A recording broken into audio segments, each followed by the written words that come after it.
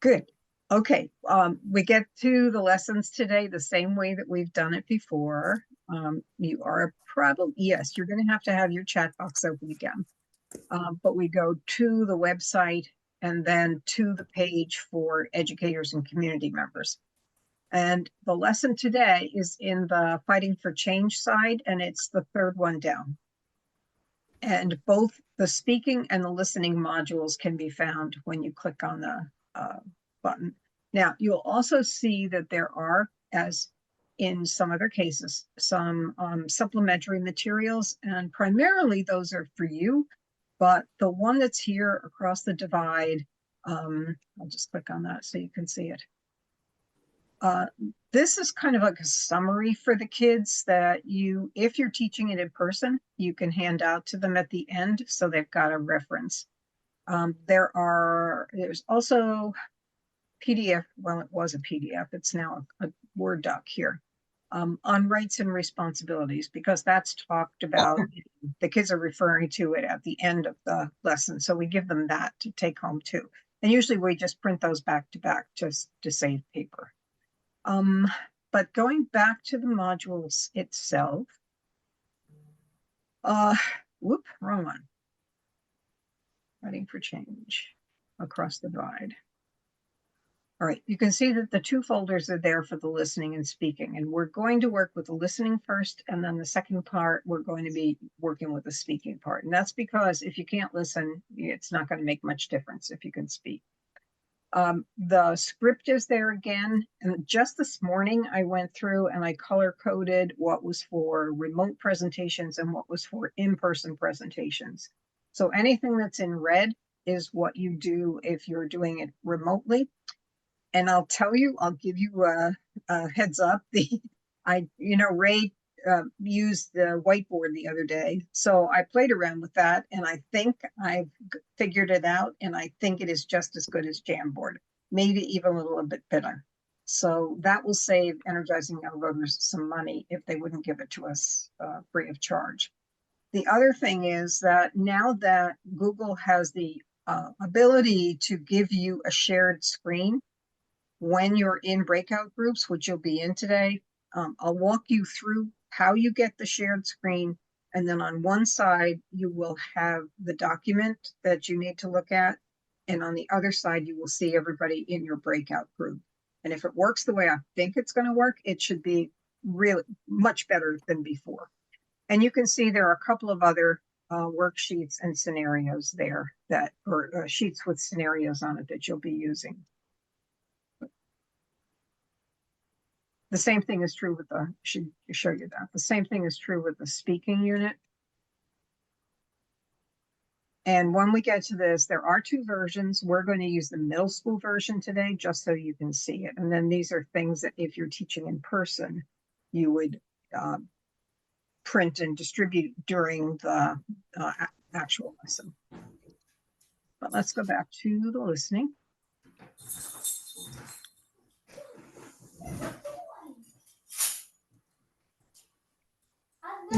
Before we actually start with the kids, remember the activity that I told you about, having them stand in one corner for pizza and stand in the other corner if you like plain and if you like toppings on it. And then the kids would try to convince one another why their position was better, and we give them the opportunity to change. There's a very similar activity here, and it's just to kind of set the kids' minds up about the fact that there are disagreements in society. But if we can listen to the people who have a different point of view, they might impact us, and they don't have to. We can keep our own opinion. We don't have to believe the same thing that someone is telling us to believe. We can have our own opinions. In the remotes, version of it, if you have your chat box up, and I should have mine up, but I don't. So give me a moment. And I didn't hit the record button yet, did I? Yeah, you did. Okay, thank you. All right, so if the chat box is up, I paste it in, hit enter, and then you can connect to it. And we're not going to take a lot of time with this. I just want you to see how it works. it's a poll.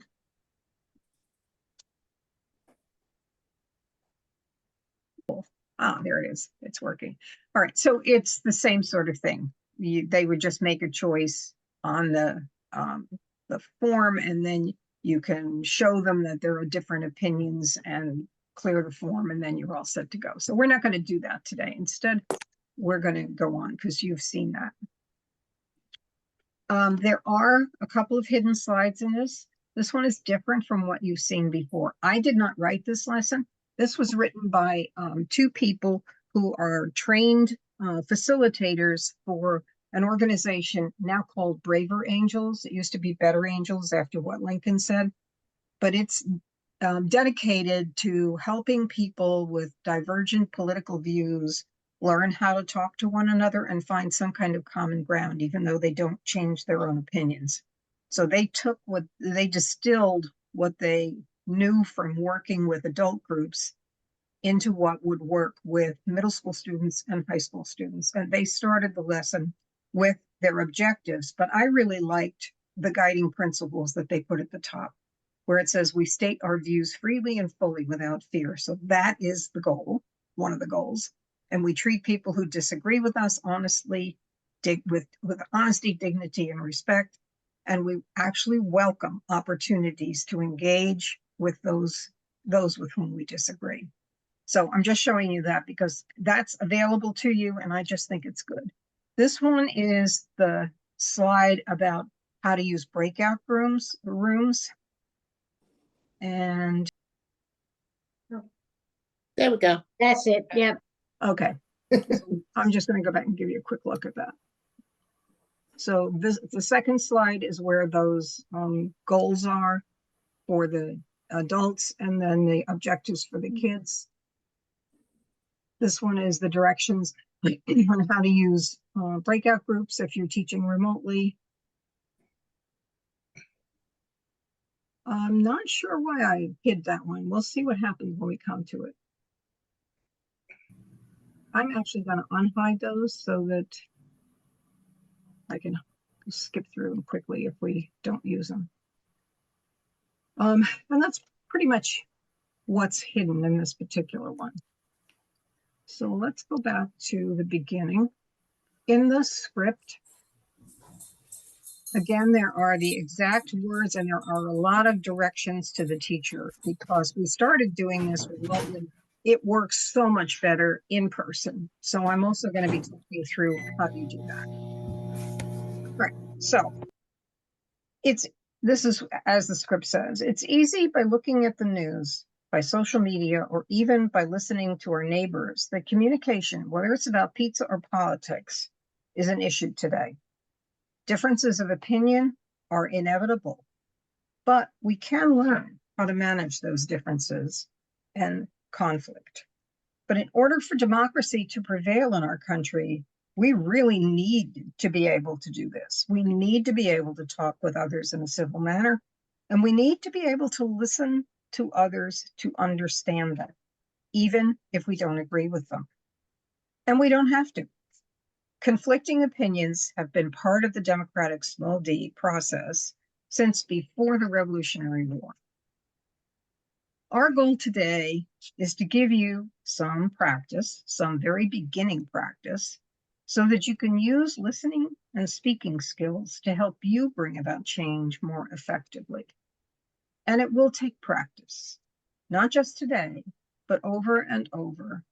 And I can almost guarantee you that if you do use these skills, that all of your relationships will improve, even those that are already good. The first critically important skill that we are going to dive into more deeply is the ability to really hear and understand others, regardless of the content and regardless of their position on an issue. Since really listening and not just hearing the sounds come out of another person's mouth is critical to finding common ground, that's what we're focusing on first. Today, you'll have a chance to practice the art and skill of listening, and then we'll talk about your right to be heard and respected, as well as your responsibility to hear and respect others. Active listening makes people feel understood and valued. And when people feel understood and valued, then common ground can be reached, even if it's only tiny in the beginning. Okay, today the world is filled with hot topics. People have strong opinions about them, and they take sides, and they disagree. Here are some of the hot topics that kids have suggested as we've worked with them. And in the notes, it says to the teacher, make sure you use the words that are in the script to describe them so that we can stick to the issue agnostic policy. So in order, left to right at the top, immigration, January 6th, guns, COVID, education, racism, privacy, and what else can you add? And then you give the kids a few minutes to add whatever. Then take a few seconds to think about this question and write down, and I hope you have paper and pencil handy or a pen, write down one thing that you already know helps you have a successful conversation on a hot topic issue with somebody on the other side. What's just one thing that might be helpful? Write it down for yourself, please. Now, in a classroom, while the kids are doing this, I'm walking around the room and I'm looking at what they're writing. And as I walk past and get a couple of seats away from them, I will say aloud what I saw that I thought were really good responses to that. I'm curious to know what you all thought. Judith, how about you? What did you put down with something that you could do to have a successful conversation? Don't interrupt the person while they're speaking. Thank you. Beth? Eye contact. Sandra? I would ask them to explain their position. Okay. Deborah, are you still there? Yes. Maybe rephrase a couple things that they say just to confirm that I understand. Okay, good. And who am I missing? Rita? I also said trying not to interrupt them. Okay, good. So as adults, you have learned these skills pretty well, it sounds. So this may be just a repeat, and you'll be looking at it as a way to help kids do it. Kids do not know how to do that. They might have some good ideas about how to have good conversations, but they're not going to be saying the wise things that you've come up with. All right. So we are going to be using some of your ideas about how to have successful conversations with more day-to-day type things today, rather than starting with a hot topic. It's easier to practice if you're doing something that's less likely to raise really deep emotions with you. And it's the skill that you can practice, not working with your own feelings and try to work it out. And then you can graduate to topics that are more, that are like those that we showed before. One step at a time. Practice active listening every day in small ways, and do it with your friends and the important adults in your life. That helps you prepare to discuss the hard stuff when it's needed. So today we're going to practice, and we're going to take it slow and easy through the first step. The first step is to recognize and identify the speaker's feelings. When you listen, you name for yourself the feelings that you hear. And these emojis are some of the feelings that people might be expressing. And of course, the emojis are much more appealing to kids than if we put words down there. I'm going to read you some statements now. And I want you to either write the word down for that feeling, or you can draw the emoji for yourself if you prefer. I want you to pay attention to my words, but also pay attention to my tone of voice, my posture, my facial expression, and other nonverbal cues that I give. All right. So here's the first statement. I'm supposed to vote tomorrow for the very first time, and I'm not sure I'm going to do it right. The ballot, the whole process seems complicated to me. All right. Write down or draw what you thought felt like,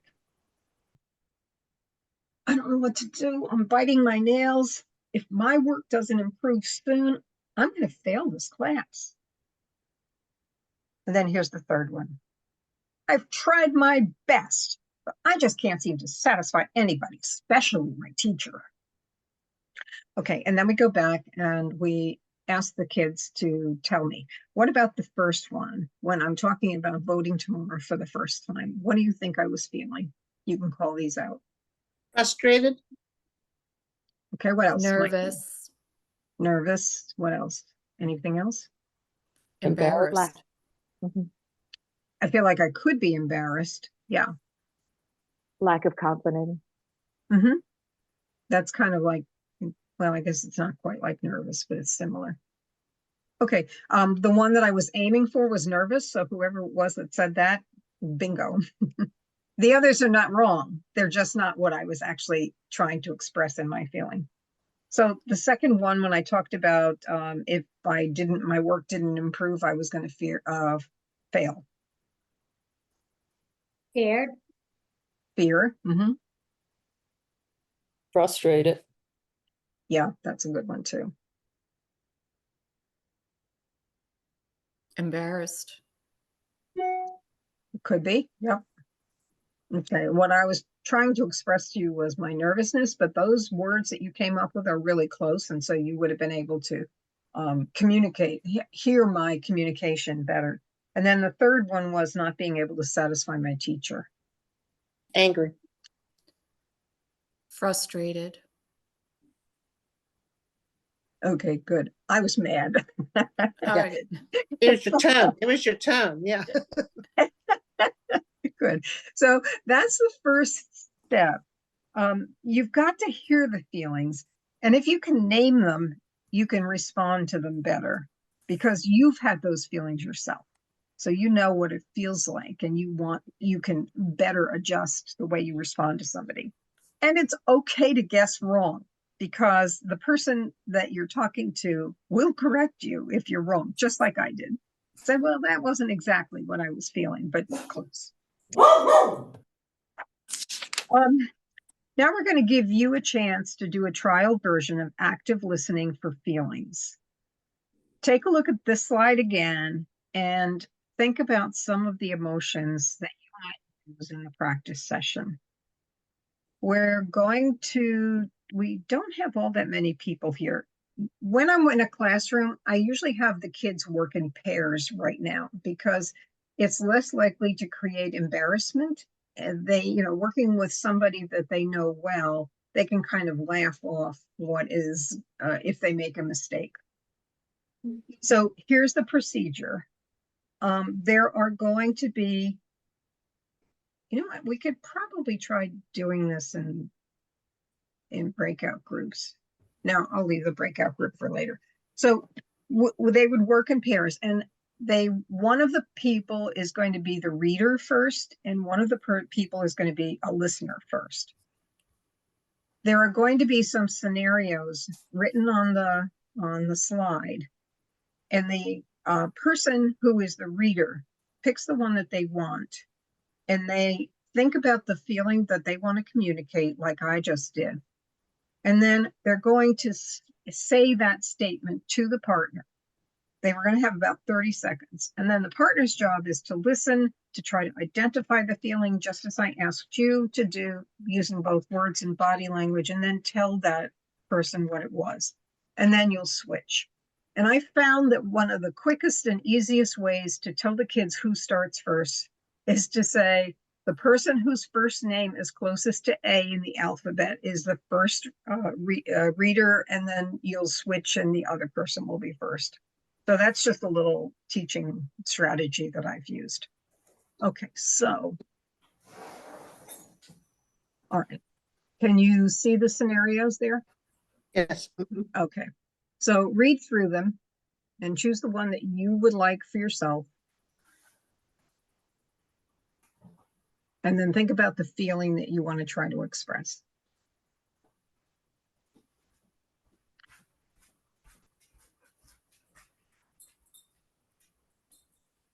Okay, who would like to be, should we use the person whose first name is closest to the beginning of the alphabet, or is there somebody brave enough to do one to first, and the rest of us will listen and try to guess the feeling? Alphabetize. Okay, thank you. Did I? I just said to alphabetize. Oh, But I will do the first one. Thank you. Okay, so I'm gonna read it and then, You're going to read it with that feeling in your voice that you want to express to somebody else. okay. I'm having a hard time figuring out the electives I want to take next semester. Okay, I'm going to make Sandra your partner. Sandra, what do you think she was feeling when she said that? I think uncertainty and frustration. Is that right, Judith? Yeah, Okay, Sandra, you pick one. I can't believe it. I told a friend something in confidence and he thought it was funny, so he told his buddies. Now everyone knows. Beth, how about if you react to that one? embarrassed. Is that good, Sandra? I was hoping to feel angry. Oh, Okay, but see, she told you what she was feeling instead. Yeah. So then you would be able to respond to her feeling of anger. Beth, do you want to choose one of the other ones? sure. I really want to play varsity next year, but I'm not sure I'm good enough. Deborah, how about you? I'm thinking she's feeling anxious. Is that That's good, Beth? good. Yeah. Ah, Good read, Deborah. good. All right, Deborah, I think there's one left for you. Okay. Let's see. We learned about cyberbullying in class, and now I know what it's called. I think that's what's happening to my best friend. Rita? Anxious for her friends, Deborah, was that what you were trying to Sure. express? Mhm. Okay, good. So when you continue the conversation, then stating that feeling that you thought the person had first, and then responding to the content second, makes it easier for the other person to continue the conversation without feeling as if they're not being heard. Okay, let me go back. All right, so active listening. You're going to see a couple of short videos. Okay, you're going to see 3 short videos, and I'm going to stop in between them. Yeah, okay, sorry about that. I was looking at remote and then in person and getting confused. All right, we're going to watch the videos, and on this, the speakers are going and the listeners are going to make some mistakes. And I'm going to ask you to write down on your paper what kind of mistake you think they're making before they explain what those things are. So the link is here. Charlotte, I'm so upset right now. It's my senior season and I finally made varsity. And now all the games are canceled because of COVID and I don't know what to do. It's like I'm never going to play soccer again. Well, did you talk to the coach and see what he could do? Maybe he'll let you play. So I don't want to talk to the coach right now because I'm just so upset. Like I just need to get my feelings out. well, maybe if you try talking to him, he'll be able to help you with this COVID Yeah. situation. I don't know. I just can't talk to him right now. I'm just so upset. Okay. So what do you think the mistake was that it's Charlotte on the left-hand side? What do you think the mistake was that Charlotte made? Write it down.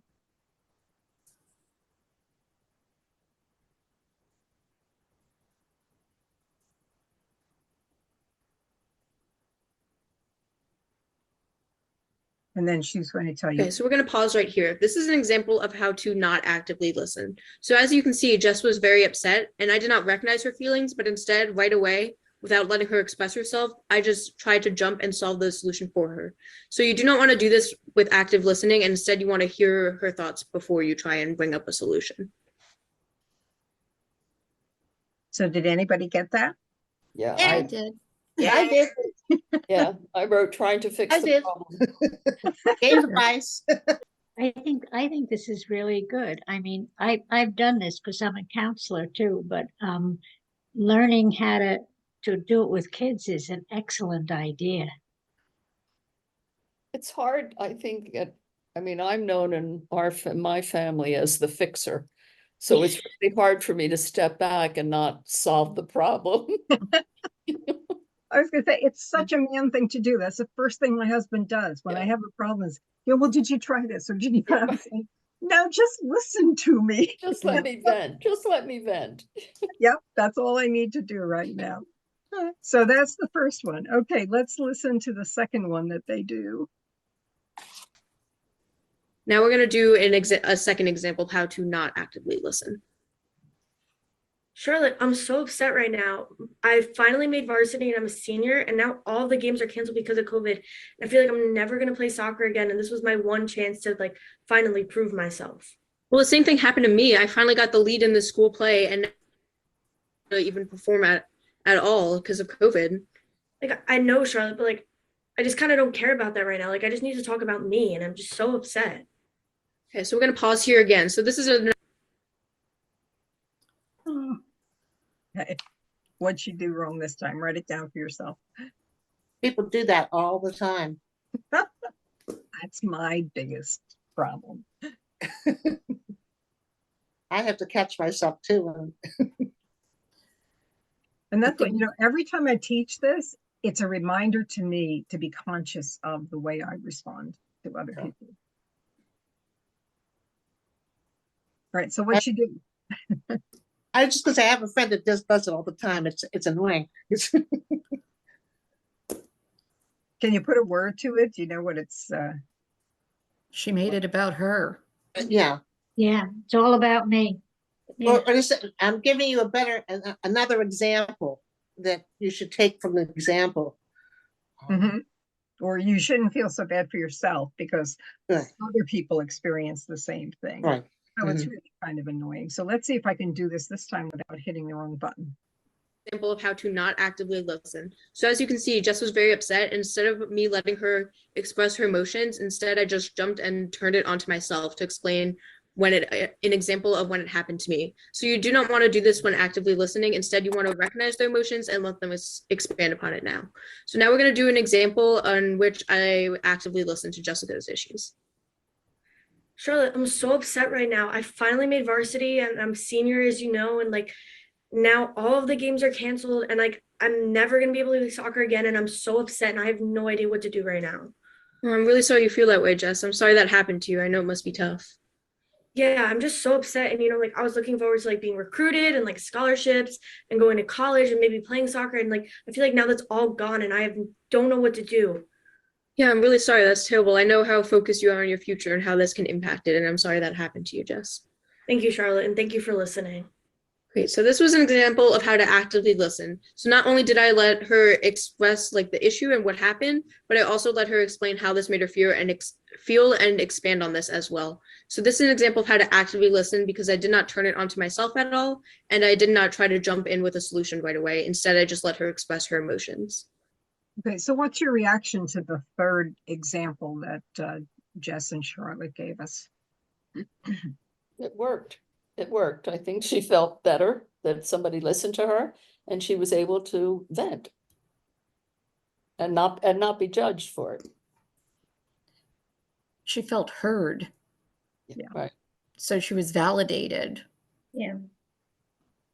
And not try to be fixed and not given a one-upsman or anything like that. Just actually listening to hear what she was feeling and to understand it, not to have to do anything other than that, just understand it. Okay. She empathized with her. She what? She empathized with Emphasized. Yes. Okay. So the next step that we need to do after responding to the feeling that someone has, which is number 2 here, is to begin to respond to the content and to the feeling. And that's what you heard Charlotte do with Jess the first time. You can say that to them, you summarize what you've heard, and then you say it back to them, and they have a chance to tell you whether or not that's what they were actually feeling.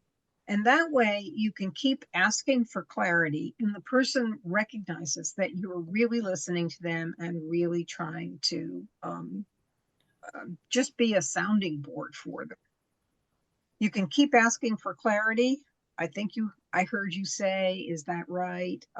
Or you can pursue the exact feeling, like you sound angry. Is that what you're feeling? And like we did before, well, not exactly. I was really feeling more like blah, blah, blah. And then you can continue the conversation. So it's really helpful to the students if we model that for them first, model an entire conversation, because the next thing that we do is to have them practice, and again in pairs. So I told them that I'm going to give you some directions, and when I finish the directions, we're going to look at this slide.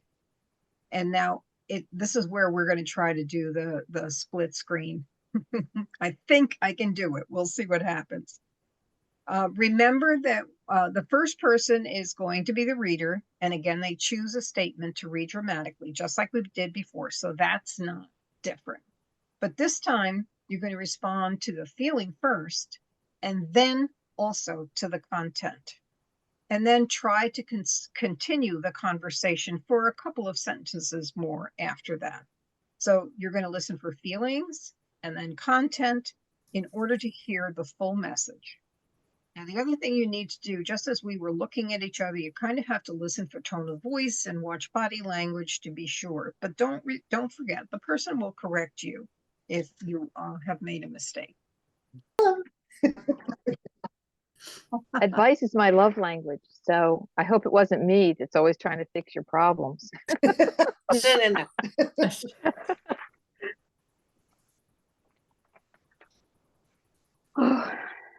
Okay, there's the feelings and the repeat. Can you all see that? Yes. Yes. Okay. So here are the scenarios. I hope you can see that too. And Yeah. at the bottom is that image again. All right. So now if you're in a room with just one or two other people, there's one for Yeah. each one of you. So read through the three of them right now. You picked the statement that you like best. And have you picked the feeling that you want to use in expressing it? Rita, I'm going to pick on you first because I think you were the last one I picked on before, right? Okay. My dad got amazing tickets a long time ago to the playoffs, and now we can't go. It's so unfair. This whole thing stinks. No one is ever going to get sick there. They're making a big deal out of nothing, and I'll probably never get to go again. Okay. Judith, I'm going to give you the first practice session. So you listen to her, try to figure out what the feeling was, and then respond to the feeling and then the content. Oh, Rita, I'm so sorry. I'm so sorry about that. It's just such a terrible time. I understand that it's something that your dad probably thinks he has to do, but I know how much you're going to miss it because the playoffs only come once a year. But I guess what you'll have to do is just kind of wait it out. Okay, Rita, do you want to respond? I don't want to wait it out. I want to go. Yeah, I understand, but I guess I guess it's something that's may very well be in your best interest. And I know you don't want to get sick, and I know you don't want your dad to get sick. So, I hope you'll just kind of think about it again, and maybe maybe in the future there'll be something else that'll come up, or they may even get you tickets for something else. So. Okay, I'm going to stop there. You did some things that were really good, Judith, and I think you fell into one of the traps. What are the rest of I'm you going to think? solve the problem for her. You caught it yourself. What's that? I said you caught it yourself. Good for you. I just couldn't stop, you know, That is so and I know better. And I know, and most of us do, but it really takes practice to fall into the best way to listen to somebody. And Yeah, but she was really angry. You're not going to satisfy Rita at all. no, but yeah, but Rita, if Judith hadn't tried to solve your problem, would you have heard more? Would you have felt more heard, or was it okay with you the way she responded? I mean, No, it was got like, really mad. I don't want, nothing's gonna solve this problem, you know, Except tickets. except tickets, yeah. So, So what would have Yep. been something that you would have preferred that she do or that she say? I probably that, thank you for listening to me. Can I call you again if I need to talk to you? Absolutely. Okay. Okay, so if we just left out the part where you tried to solve the problem, she would have felt more heard and she would have asked for some the future to do. Okay. I don't know. Um, She was pretty resistant, but that's okay. I did that on purpose, yeah. I know you did. I know. Yeah, I'd hate to tell you what the first words that came to my mouth were to describe you. especially, one of the things that I used when I worked with adults, I used to teach an active parenting class. And I used to say to them, if you're talking to your child in a way that's different from the way you'd talk to a friend of your own age, then you're probably not really hearing them and you're probably not really supporting them, because you do that with your friends most of the time. But we tend to talk down to kids when we're, working when they're our own and we think we've got to solve the problem, we've got to, keep them in line and stuff. But kids need to be heard too, and you can solve the problem later, but give them a chance to be heard first. Who am I going to pick on? Deborah, how about you? Would you pick one of them? And Sure. Go ahead. I've been picked to be captain of our team, but now my good friend isn't talking to me because she was hoping to be picked. Sandra, you want to take a shot at that? I thought wait, I just read it. Oh, I'm sorry. Deborah. Sure. It sounds like you are, I'm happy for you to be captain, but it sounds like you're worried about your relationship. Sandra, With your- respond. I am. I don't know what to do. I don't know whether to tell the coach I'm okay to be captain, or because that may mean I'm losing a friend. Yeah, there's a lot of good and bad in this situation. Keep going, Sandra. But how can I solve it? What do you think you could do? What options do you have? I'm torn because I really want to be captain and I also really like my friend. Well, why don't you go? What would you want to say to your friend? Okay, I'm going to stop the conversation there. What is the reaction the others of you had to that conversation? How did it go? I thought she was good. I thought the fact that she came to the end and said, what do you, what do you think? Talk to your friend, I think is, I know it's problem solving for her, but I just felt that if, that's a good way. I like the way she said, what would you say to your friend instead of talk to your friend? Okay. It was interesting in that Sandra actually asked for a potential solution and Deborah threw it back to her to come up with it, or just like lead her in a direction where maybe she could solve it herself. Anybody have any ideas about how, I mean, she was being put in a really tough position because she was the idea was, I want you to solve this for me. And she was doing the right, Deborah was doing the right thing. She was holding on and essentially letting the other person who was concerned about this solve the problem themselves. But some people don't want to do that. And then you can just reflect on that feeling.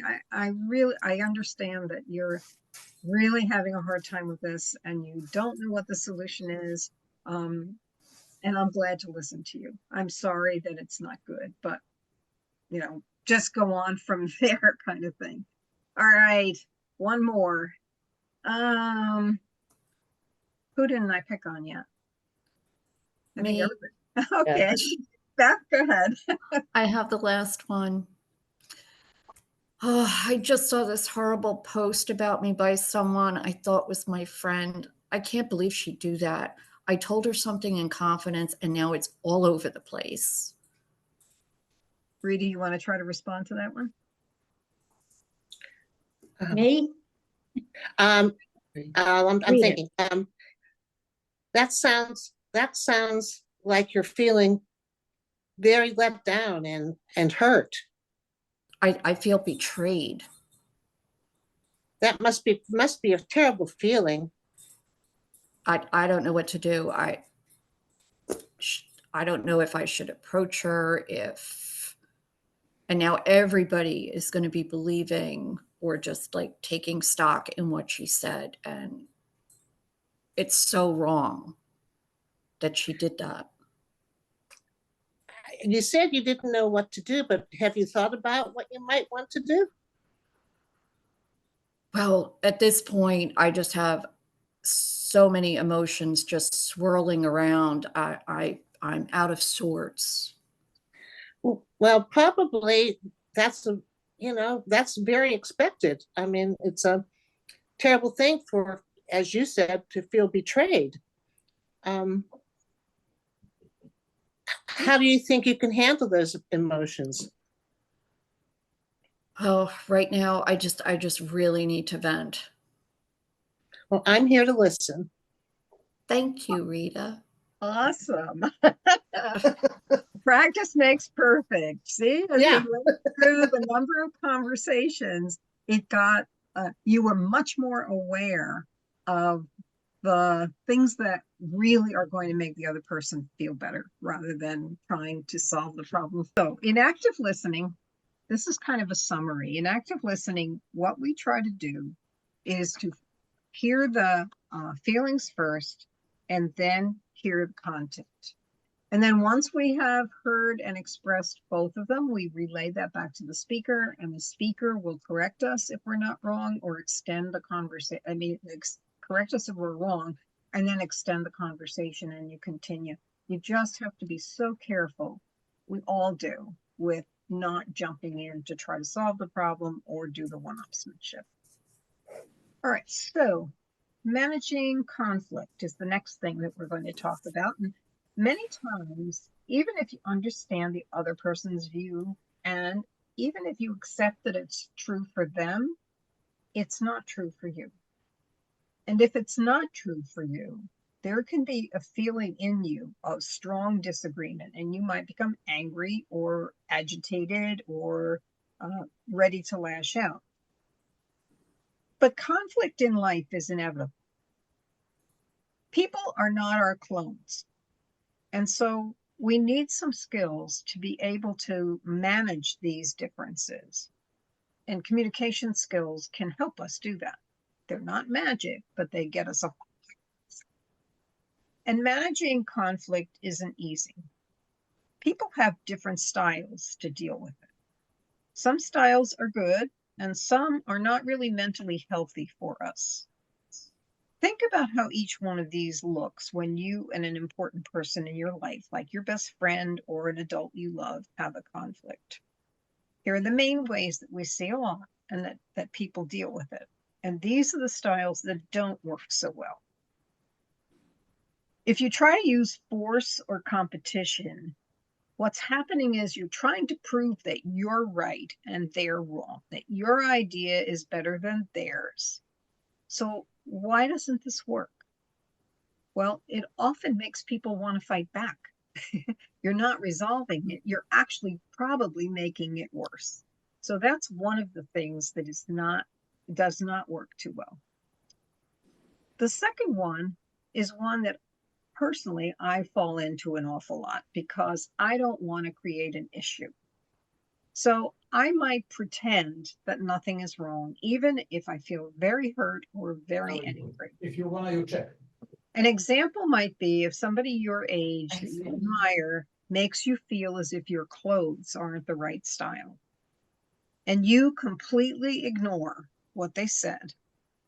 Why doesn't it work?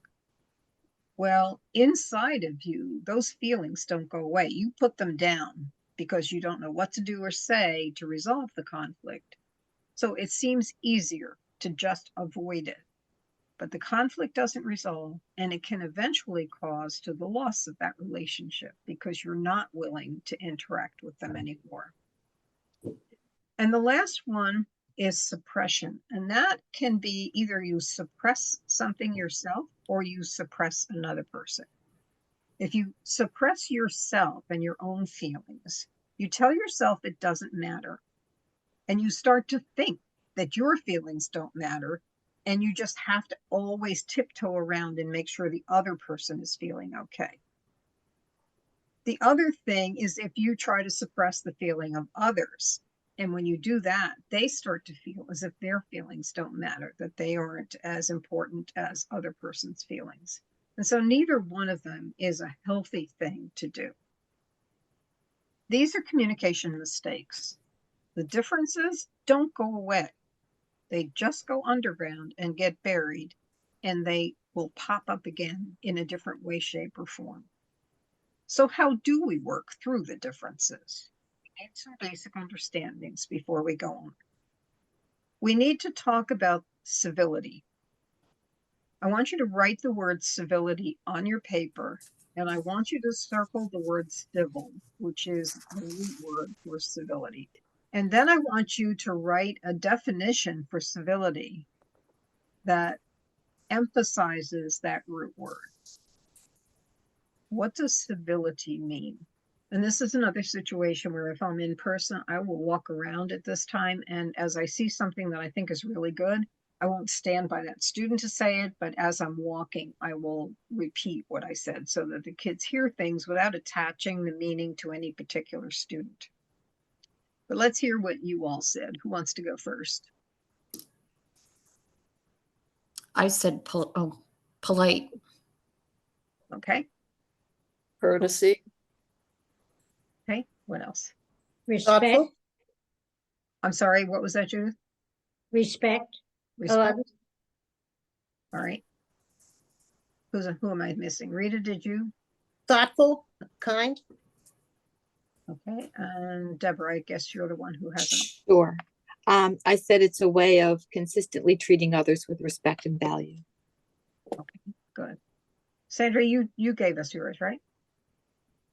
Me? Yes. Yes, I said courtesy. Right.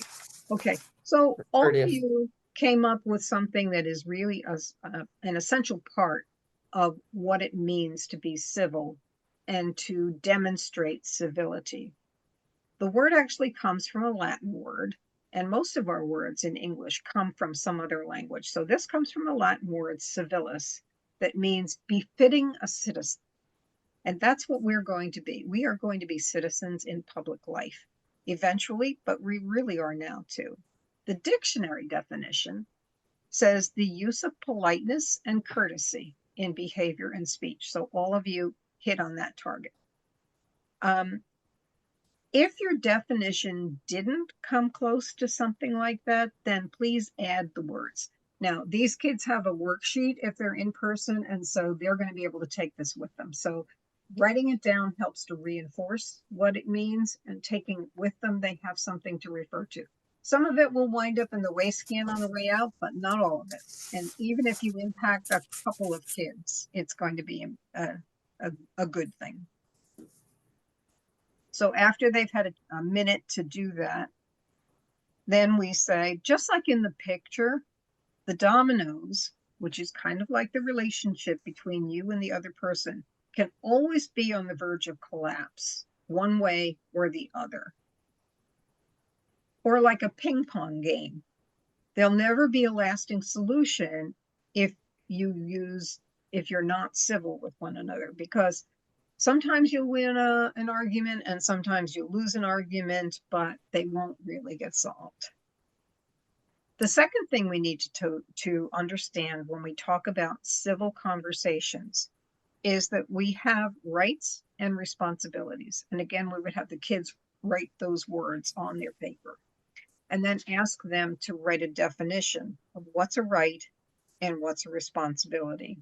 So in your own words on your paper, write down what you think rights means and what responsibilities mean when it comes to having good communication and civil conversations on difficult topics. Deborah, what did you write down?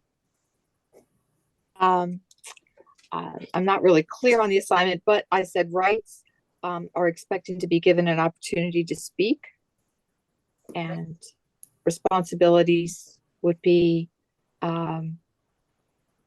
giving other people the opportunity to speak. Okay, how about you, Rita? Rights, I put things that you feel that you're entitled to, and responsibilities, how to treat others and do the right thing. Sandra? For rights, I just put entitlement, and responsibilities I thought were pretty self-descriptive. I didn't put anything down. Okay, Beth? I had deserving for rights, and under responsibilities, respect. Okay, and Judith? For rights, I have guaranteed by law or religion, and then the responsibilities are to humans and to yourself. Okay.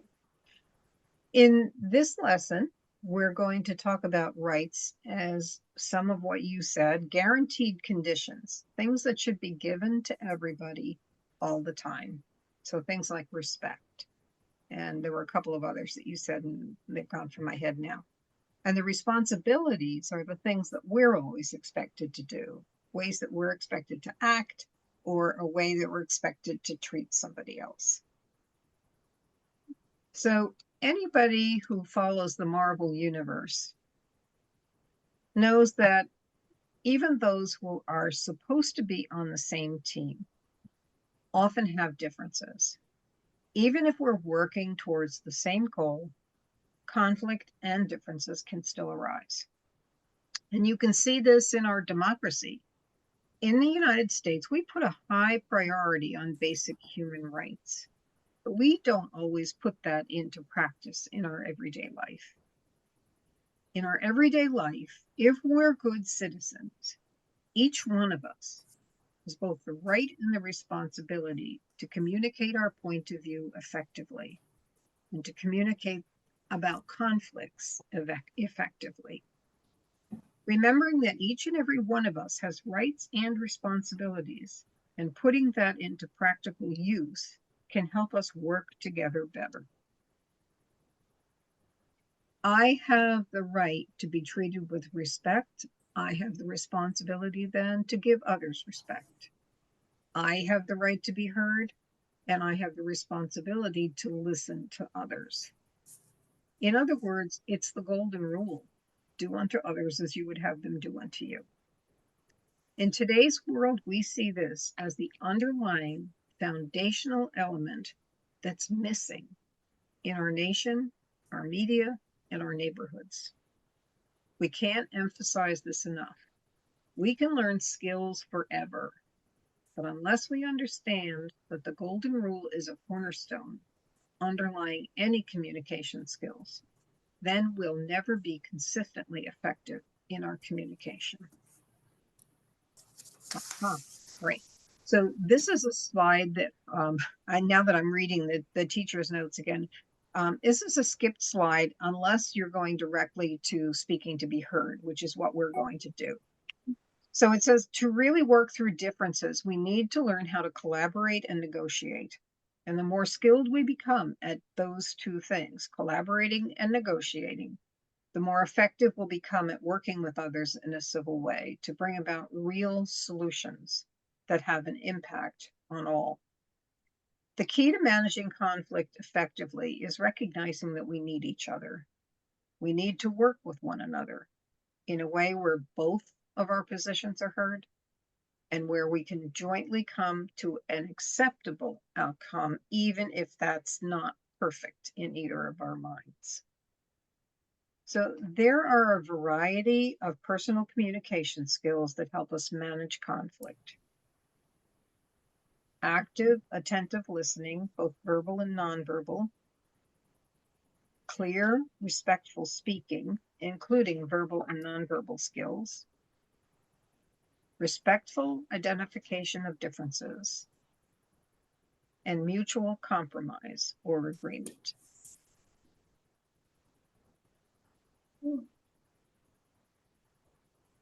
That last one should have been skipped. All right. So let's quickly review what we did today. We each have the right and the responsibility to communicate effectively. We need civility in order to engage in a civil democracy. Conflict is inevitable, but we can manage it.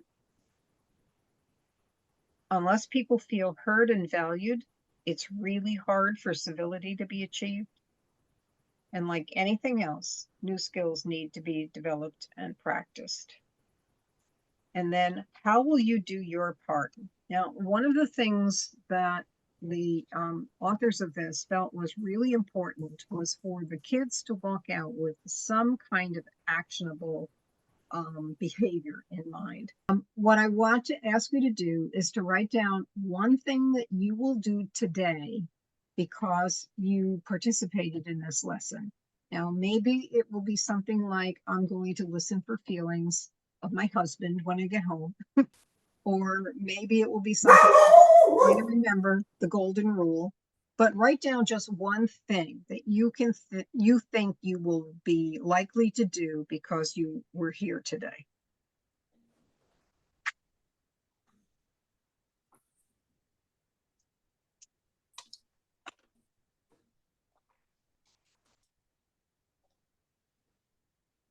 What are your reactions to that when you think about using it with kids? What are you, what's your gut reaction?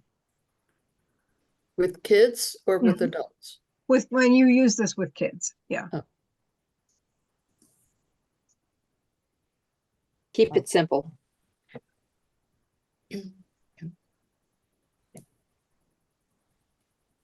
Was it too complicated or do you think it was simple enough?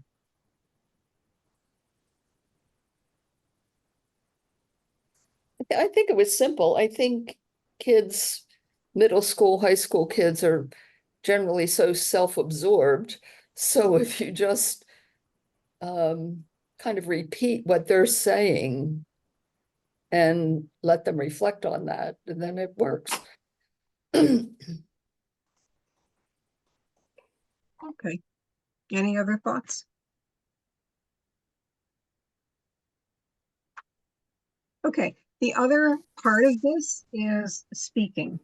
And one of the things that is we felt was really important was for the kids to learn that there are different ways that you can respond to somebody. And some of them will make people want to put their fingers in their ears and not listen to them. And other ways will let people be more likely to hear what the other person's point of view is. But the other piece of that is that when we talked about rights and responsibilities, that we actually have a responsibility to express our point of view. And if we're talking about the political world, if we don't do that, then what happens is that all people hear is the other side. So if we want to create a situation where both points of view can be considered, we've got to have some courage. We've got to be willing to put ourselves out there and not shove our feelings down the way I talked about when we were talking about dealing with conflict. Now, you can do that by sticking your toe in the water. You can do it by jumping in or throwing the baby into the water, as we talk about. But I happen to be a stick my toe in the water kind of person. And so I will tend to begin a conversation with somebody like by saying, you know, I don't want to try to change your mind. I would really like to understand what your position is. Are you also willing to listen to what my position is? And wait for them to say yes. And if they don't say yes, then I back off until I find somebody who is. And then I practice with that person. It can work about difficult subjects, including politics and religion. Took some practice, but we both agreed that if it got to the point where either one of us was beginning to be very upset about it, that we would say, we need to end this conversation and talk about something else because I'm getting upset, and just acknowledging that it is my feelings that I need to have acknowledged. By doing that with a good friend and we trusted each other, my skills developed and so did hers. And she actually said to her husband, maybe a year ago, finally, now we've been friends since 1968, maybe 69, something like that. She finally said to her husband, you know, I finally realized Pat's not trying to change my mind. You know, she just wants to be able to say what she's thinking too. And she will listen to what I have to say. We both know we're never going to change the other person's mind. But it does help to, like, one example I'll give you. She, like I said, she is a deeply, deeply conservative person and very, very basic Christian, fundamentalist in her beliefs in Christianity. And she also had the feeling that the immigration problem was that people should just stop coming across, that they, shouldn't. And then once they get here, that we should ship them back. And I said to her, based on your Christian values, I need to have you explain to me how your Christian values and your position on the immigrants are, that they balance one another, that they support one another. And she said to me, well, she said, the first thing they should do is depend on their families. And I said, well, what if they don't have a family that they can do that with? Let's say, they have come on their own and they're living in Newark, New Jersey, and their family isn't around them. And she said, well, then they should depend on their church. And I said, and what if they don't have a church? And she said, well, then they should. And I said, okay, so now I have a better understanding, is that your belief is that everybody should belong to a church and have some kind of a view about faith, and that it's that faith community that will then support you. And she said, yes, that's exactly what should happen. And I said, okay. And I said, I have a hard time with that because I also know that there are some people who would be very uncomfortable depending on a faith community, that they don't believe the kinds of things that you and I believe, or that she believes in, that I believe in a lesser, less intense way. But at least I had a better understanding of how she could be this very deeply Christian person and have what I was viewing before as a lack of compassion for people who were dealing with very difficult circumstances. So at least it clarified it for me. It wasn't that we agreed. And I will tell you that one of the things that has happened since is that she and her husband have started sponsoring people to come from Central American countries into the United States. They will act as their sponsors. So Oh, wow. I'm not sure that our conversation did that, but it is, I don't think it would have happened when it happened if that wasn't the conversation that started. You planted the seed. Well, I was really not trying to plant a seed. No, but you did. Really- Yeah, I was really trying to understand, but the point that I'm making to you as adults, and I would not tell this to the kids, but the point that I was trying to make was that you can understand without having to believe the same thing. And that it can smooth over some rough spots in a relationship if you can do that. So to me, it was a very, very meaningful experience. So some of those skills, and again, this is going to be a very surface level thing because we want kids to develop the skills with easy stuff before they have to dive into things that are difficult. So we're going to go back. I said we're going to use the middle school version, and the only difference between these two are the kinds of scenarios that we present to the kids. These are more appropriate for 13, 14, 15-year-olds.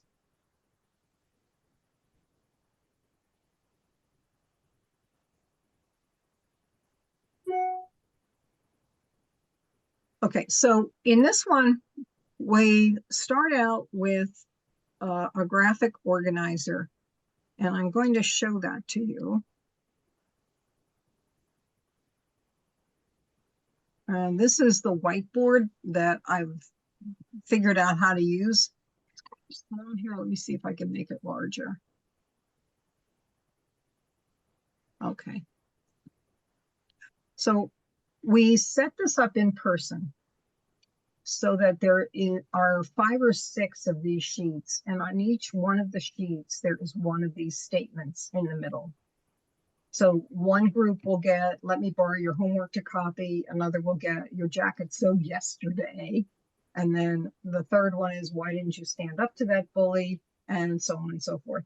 And we have these folded and we have them in a box. And we tell, the kids are sitting at tables. We tell them to come in and sit 4 to 5 at a table. And we ask one person at each table, the person that's sitting at the end, you know, we make it specific. Come up and take one of these from the box and then bring it back to your table. And when they do so, they get back and then they have to have the other people at the table each write something in one of the boxes. And that should be the most realistic thing that a kid might say if somebody said that to them. So let's use the one, your jacket is sewed yesterday. What would go into this box? Judith, do you have something you can say? You don't want to hear what I'm thinking. Oh, no, I do. But I'm a lot older. My answer would be, but it's so tomorrow. That's actually kind. So what? Oh, tomorrow. You know, yours is so yesterday. Well, but mine is so tomorrow. I would say your face is so yesterday. Go right for the jugular. Well, I ordinarily I do that, but these are kids we're dealing with. Well, I'm being a yeah. kid, Oh, okay. so I'm portraying like a 12-year-old. If somebody said that to me, You I have would. you definitely have a point there. Okay, who's got a different one? How would you know? What? How would you know?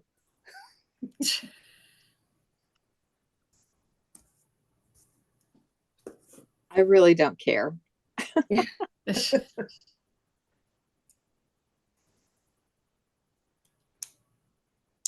But it keeps me warm.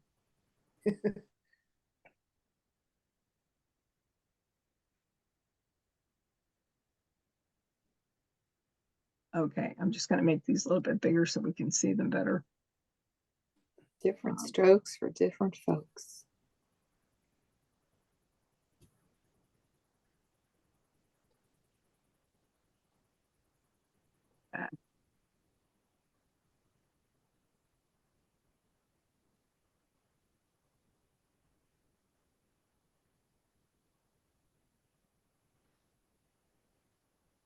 Okay, So that's the first step. And the kids they do a lot of giggling, kind of like we were doing. And then what we say is, all right, look at those 5 choices. You're at your table. Look at the 5 choices and choose the one statement that you think is the most realistic that kids might say, not do, but say. Your jacket is so yesterday. Your face. What do the rest of you think? Are you willing to go with that? I don't actually Yeah. think it's because this is some kind of a bullying thing. I think that the kid would probably just walk away, not say anything. Okay, but if they did say something, what would be Okay. the most realistic?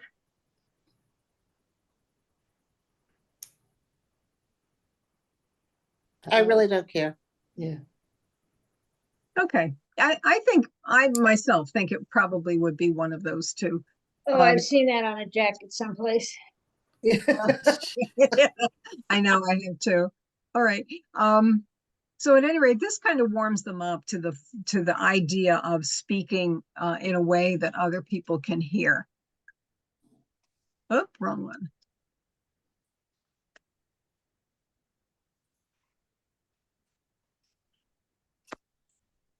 So when we speak to be heard, we want to make sure that we do it in a way that other people will really be able to listen and not just respond in a way that is going to make them walk away or close their ears.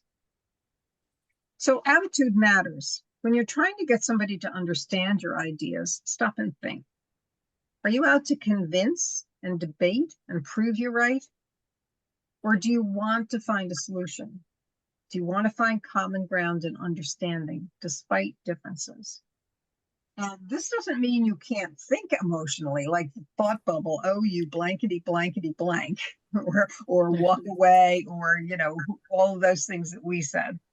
But before speaking, if you can stop and get clear on your goals and choose words carefully, you can be more effective.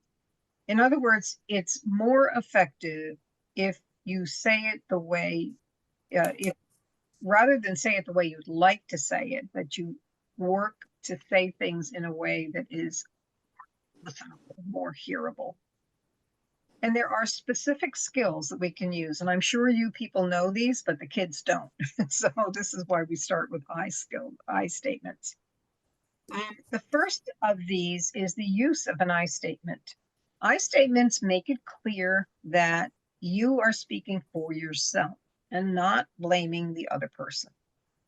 I statements focus on your experience, your thoughts, your feelings, your reactions and decisions, not on the other person's beliefs or your judgments of those other persons.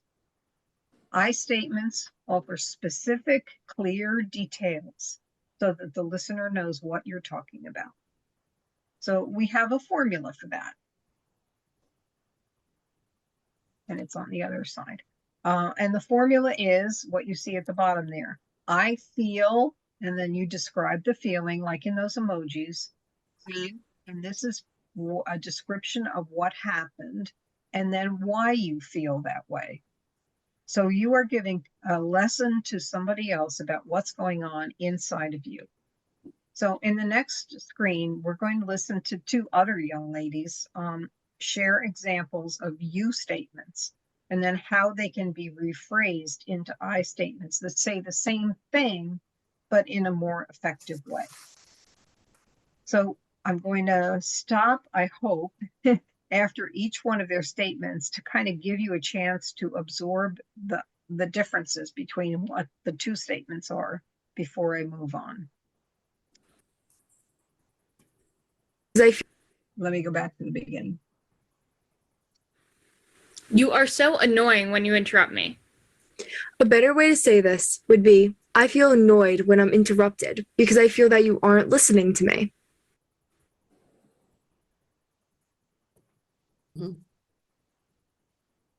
Next one. You hurt me. I might listen more if you said something like, I felt hurt when you said that because I'm already sensitive about my weight.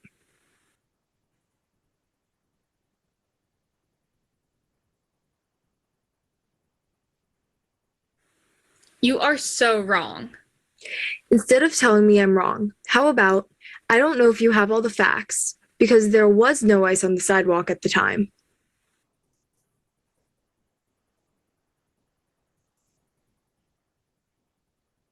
You never save a seat for me in the cafeteria.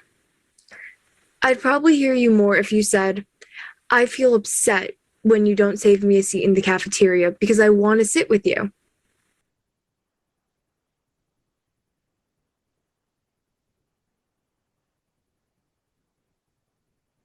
You keep racing to get in front of me.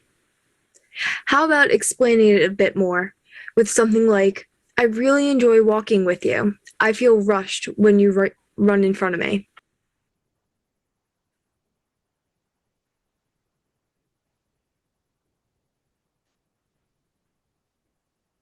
Okay, so now we're going to practice some I statements with one another. And remember the format that you just heard Abby use, the second speaker.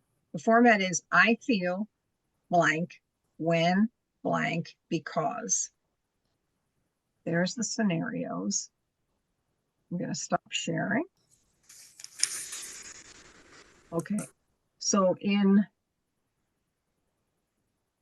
the classroom, these would be printed, obviously.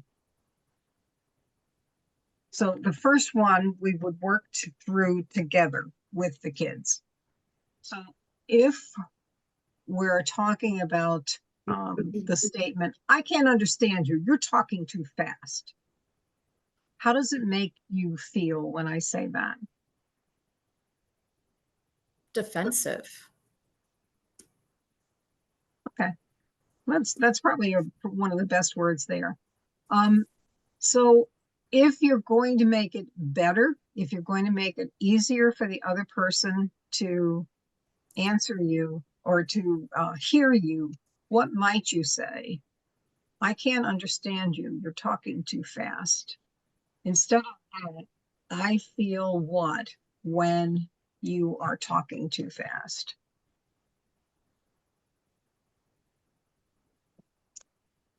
I feel left out.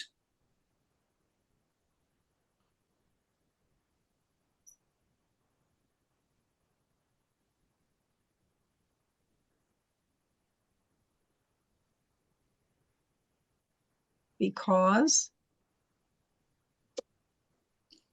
I can't. I follow missed some of the things you're saying.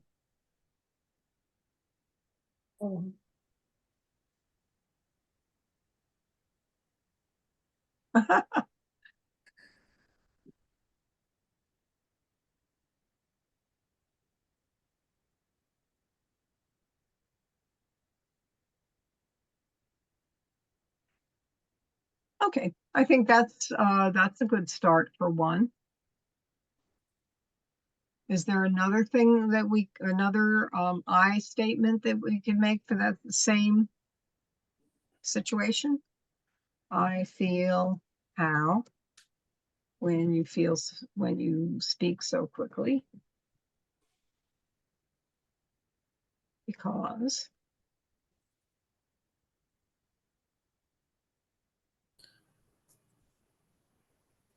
Maybe frustrated.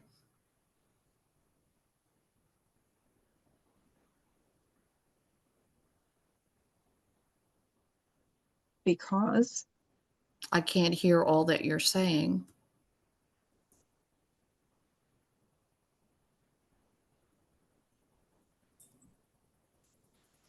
okay, good. Those are two. Another one, I feel frustrated, I think I would say, when you speak so quickly because my English isn't that good and I can't understand you. So whatever it is that is your feeling and why you're feeling that way is much more likely to be heard and understood by the others. And then once we've given that example, the kids have this worksheet and they work together in pairs to fill this out. So there's a you message. You shouldn't leave Hogan and Harper out of your party.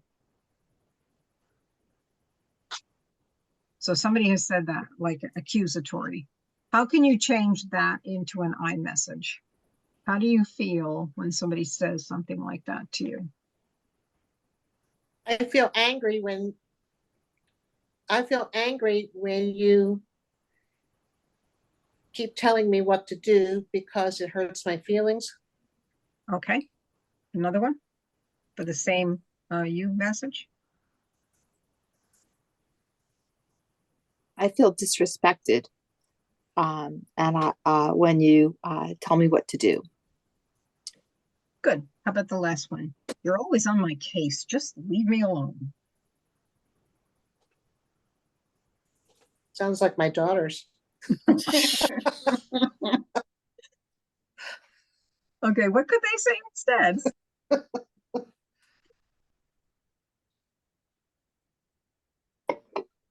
I feel like I have no peace because you're always asking me to do something.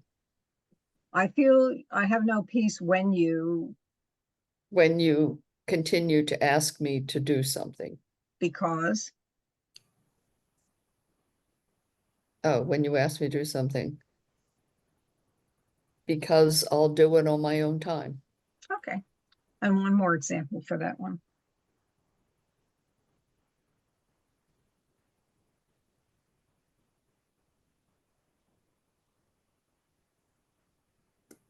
No example?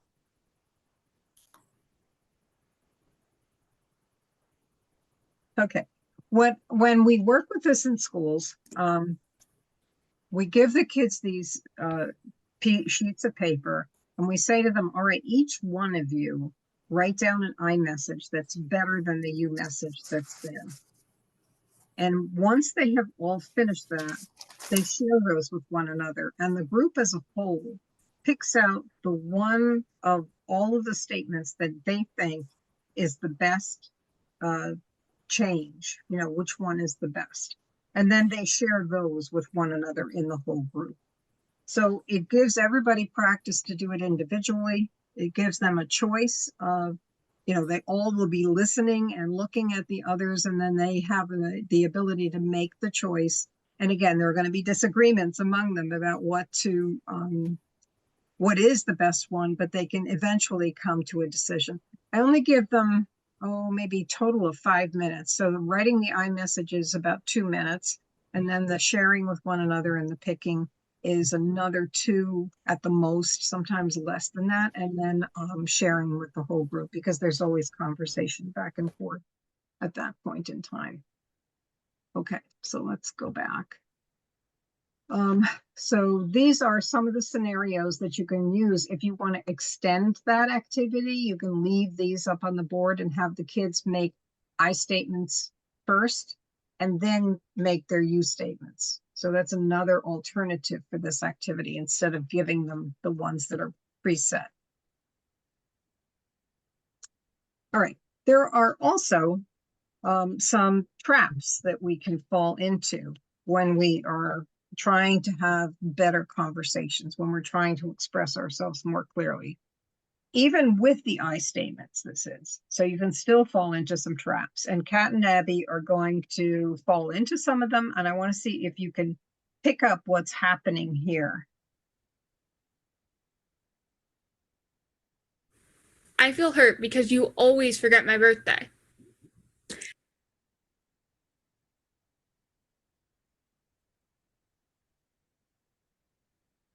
How about, I feel hurt when you forget my birthday? I feel angry when you never yell at them for staying up late because you always made me go to bed early when I was their age. This might be better.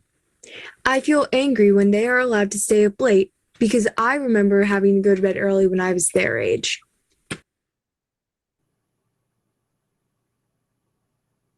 All right, I'm going to give up on that. All right, in each one of those, one of the Kat did something wrong. So in the first one, did you pick up on what she Always.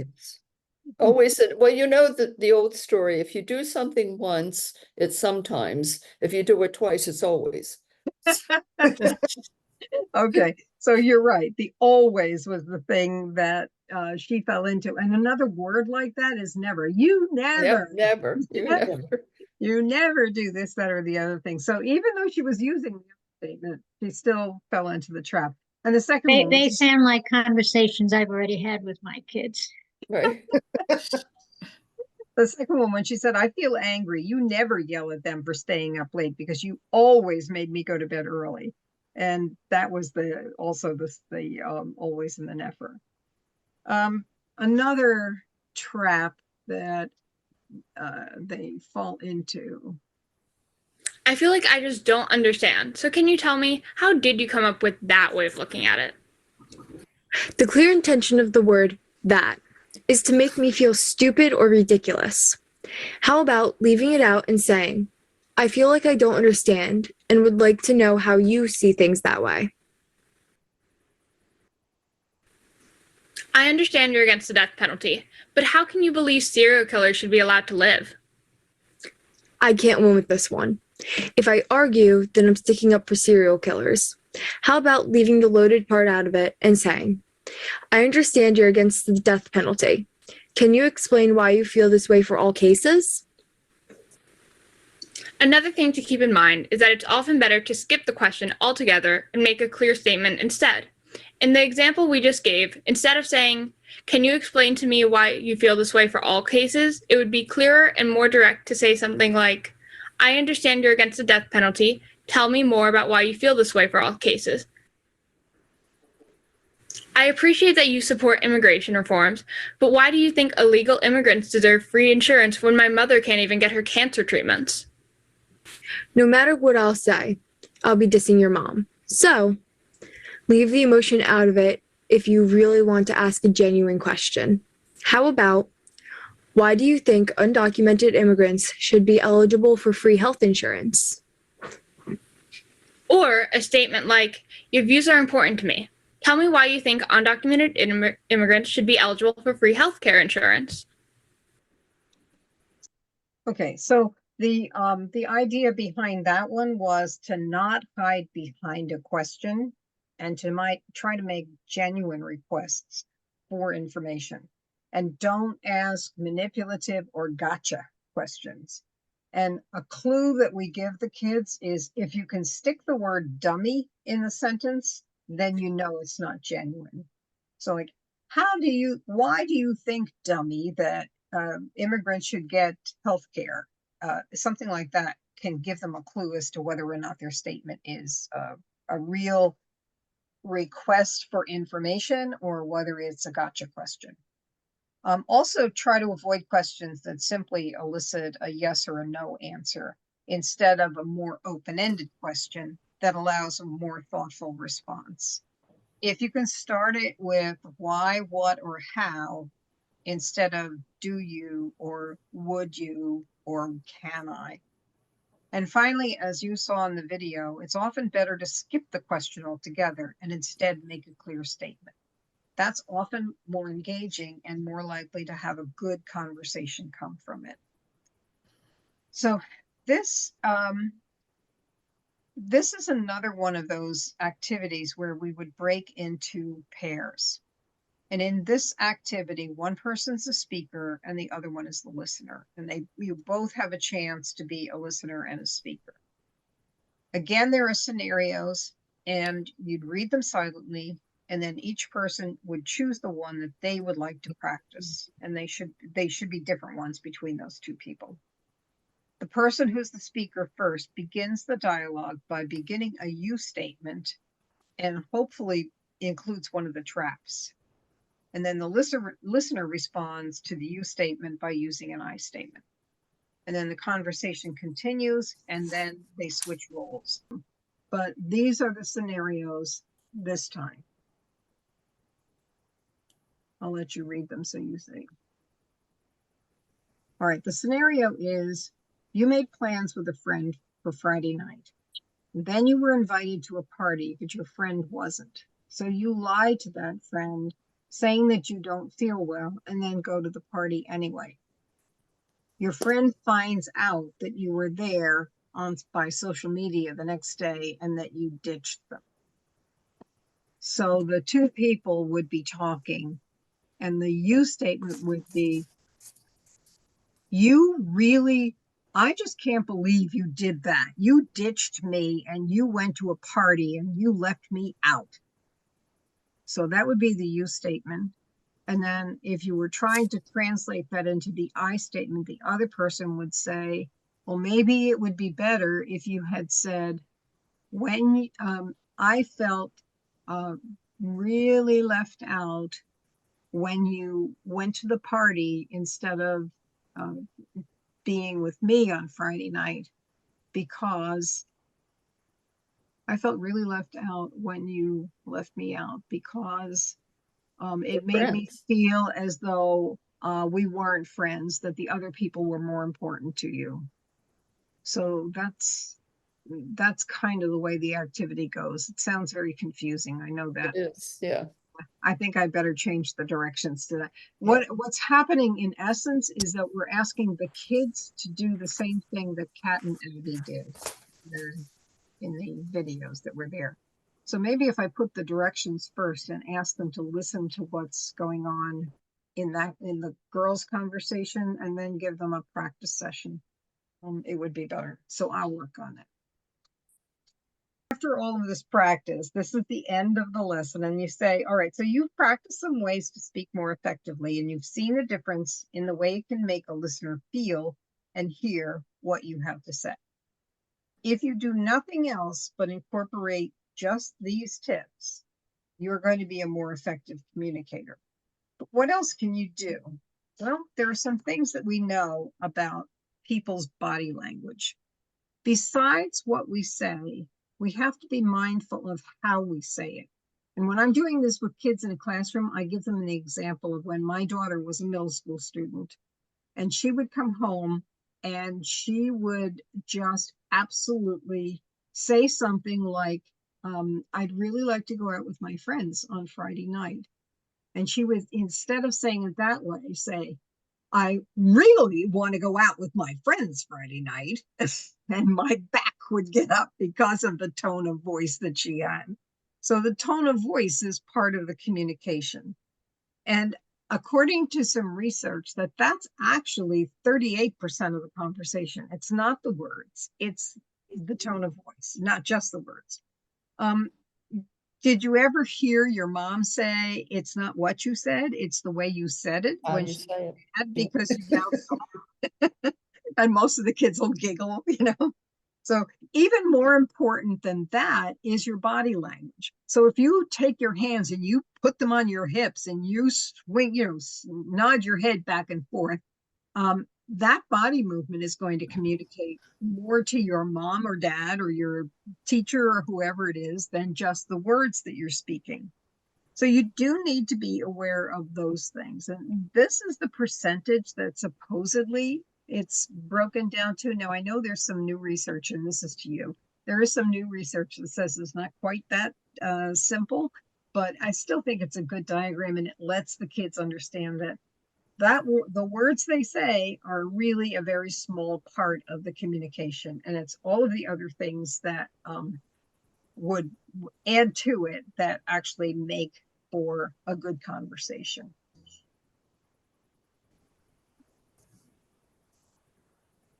Like any other skill, from driving a stick shift to hitting a home run, you need to practice these speaking skills. If you get used to using them in everyday settings, then they will become like a second nature. When controversial topics come up, you can more easily default to a more effective way of speaking. If they haven't seen the video about the ambassador program yet, we allow them to look at that. And then the last thing we do is put up all of our social media contacts. And I don't know if I've asked you this yet, but if you've got an Instagram or a Facebook account, if you would please follow us. We're really trying to build numbers. So if you follow us, then other people will see it through your posts, and that would be very helpful. At Energizing Young Voters. And I'm going to put it down here again. I did say before, I think when you left the room, that I find that these these workshops, I'm going to call them workshops, are very, very good. You know, I think it's a good way for us to be able to connect with kids and to give them this information. Everybody will intake it differently, but at least we'll plant the seed and we'll get them to understand that it's much easier to deal with people if you deal with them civilly and if you deal with them in a non-threatening manner. So I appreciate the work that you know your league has done, and I certainly will be involved in it and use it. Awesome, thank you. Okay, if there is nothing else, thank you for coming today, and you get out of school early. Thank Thank you. you. Thank you. All right, Stay thanks. dry. Bye. Have a good night, everyone. Good Yeah, night. you too. Bye. Bye.